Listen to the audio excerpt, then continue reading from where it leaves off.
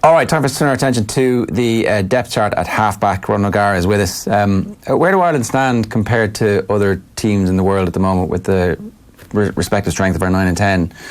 When they're on form, they're the best 9 and 10 partnership, or they're one of the best 9 and 10 partnerships in the world. Maybe a better question is, how are the rest of the world's 9 and 10s doing at the moment?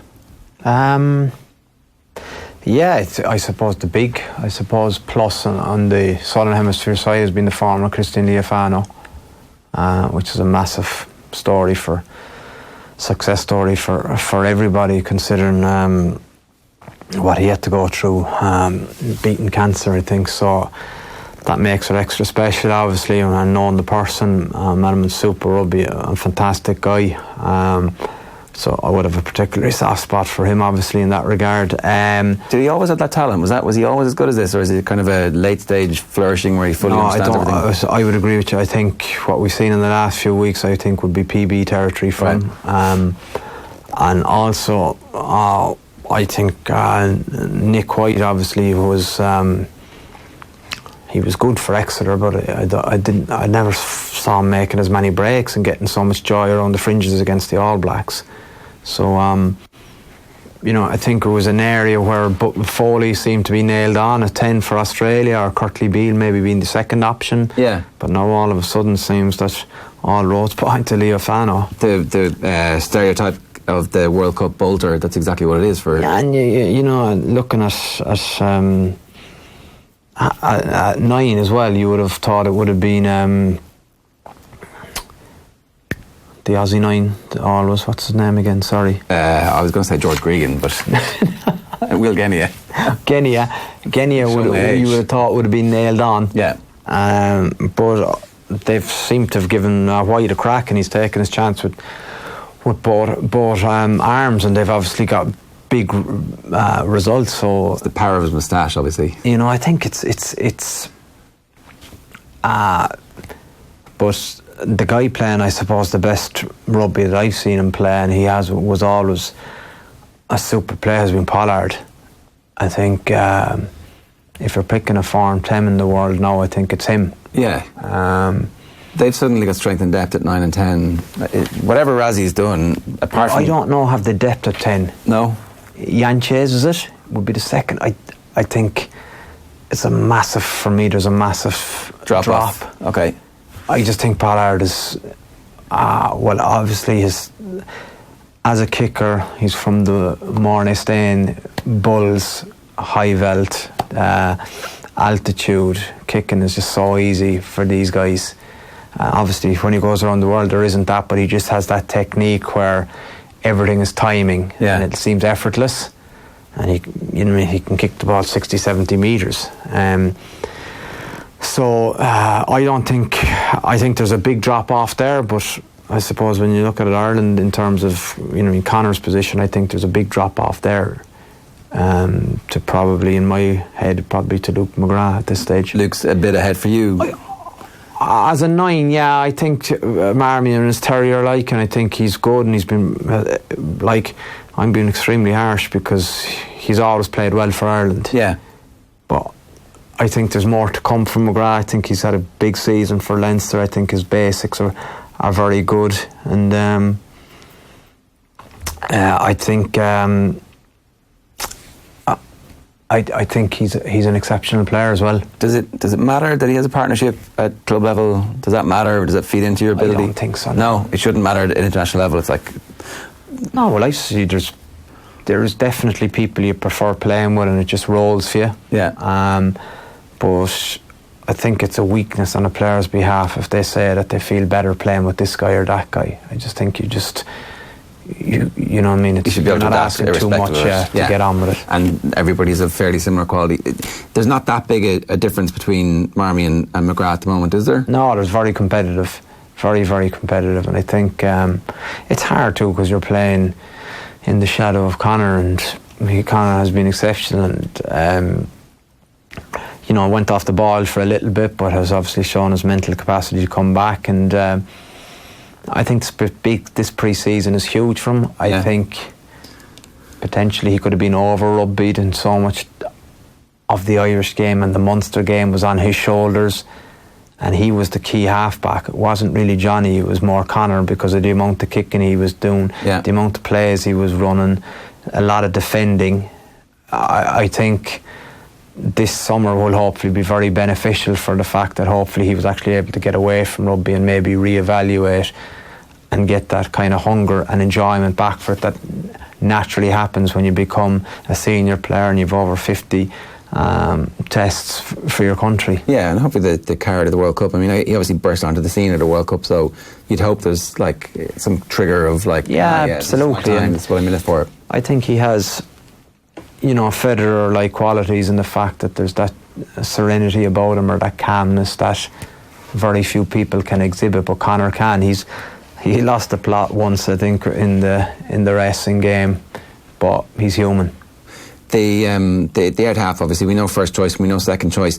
What are the respective strengths and weaknesses of Ross Byrne and Carty at the moment? I think in terms of executing a plan, I think Ross Byrne is excellent. I think that's where where he comes into his own, his game management. You look what he does for Leinster. He's played in a lot of big games, a lot of pressure games where he's got his team over the line, and there's a skill in doing that, and there's a lot more to it than people might appreciate. Also, I think his attacking kicking game is very, very accurate and very, very I suppose very, very needed at test level. I think with the way defences are so strong, potentially inside, he has a laser-like kick that I think he has worked hard on, but it's got to a level now where he can pull it out of the bag and he's hitting them. Cross kicks, I would say he's a high 60 or 70% in terms of tries, which would be superior to so many tens in the world. I think when Jack Carty plays his best rugby, I think he plays on instinct, and I think he's more a maverick. And being a young player, it's obviously difficult because you're coming in and you're playing to a system. Yeah, especially with Ireland. Yeah, correct. And it's up a level. You would assume from the way you've described him that Ross Byrne would be well ahead of Carty in Joe Schmidt's thinking. There's a game plan. We want you to do exactly what we're asking you to do. I was just checking his age there. He's 24, so he's still got like the next 4 years of his out half career to develop all the rest of it. But at this stage, like, you get in, you do exactly what we tell you to do. With Carty, a maverick at 10 isn't exactly what Ireland have looked for under Joe Schmidt, and yet it's Carty who got the game time in the Six Nations ahead of Byrne. Yeah, well, they flip-flopped, but I also think that's a strength to Joe. I don't think he's stubborn in the fact that that he can change his opinion too, which I think you have to be. And I would also think that it's an interesting point in terms of will a scripted rugby win a World Cup? Probably not, right? No, I think it'll win big games, but will it win 3 in a row? Very, very hard, I would think. So those players that are natural rugby players like Carberry, I think in a competition where it could come alive and alight, that playing off the cuff, the game will break at some stage. But where Ireland are excellent, if they have a lead and they manage to get that more than one score ahead, there isn't a way back for teams.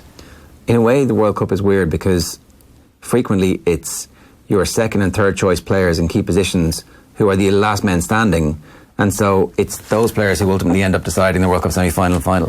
Yeah, that's a great point, and no one thinks to that depth. Everyone just thinks of first team. Who's got the best first team? But and we should all be aware of that, but I actually wonder how much that hits home with us, because as you say, in whatever sport it is, it's numbers, 24 to 32 decide whether you pick up medals. And it's so weird, isn't it? Because we're not, maybe that's why the conversation about who's on the plane is actually so important from an Ireland perspective then. Well, it is, I think, because, and who has the capacity to play in more than one position, that's where it makes for another discussion in the fact that, an Austin Healy kind of character, in terms of his ability, for the Six Nations, not that interesting. For a Lions Tour or a Rugby World Cup, incredibly interesting. Because he'll survive, be alive, able to just play his capacity to, like 9 or wherever. Yeah, where else could he play? 9 and 11? No, he played 10 for the Lions. Did he? Yeah, right. 9, 10, 11. He could play 13. He could play 15 if you were chasing a game. But I think Ireland have a few players like that too. In terms of maybe Conway, in terms of Carberry. Yeah. I wouldn't be shy in putting Ringrose into any position in the back line either. I think he has the skill set to do that. So if you're Joe Schmidt at the minute and your depth chart and you're looking at Carty and Byrne, do you think he has one of them ahead at the moment? Or is that 50-50? I would say he would, obviously, but who it is, I don't know. But I think trainings would be very important to players like that, and what they're seeing in drills every day, essentially, or maybe live fire every day. But there would be training games too, Ger, that we wouldn't get to see that have massive bearing on. Yeah, they would. I think if you're consistent in your approach and in your analysis, like, you obviously want to see people being able to transfer from training to game, but is there much of a difference between the first 15 going against the second 15 as opposed to the team that went out to play Italy? You know what I mean? I would like to think that what Ireland played Monday to Friday, the Italian week, was stronger than what they played on the Saturday in the Aviva.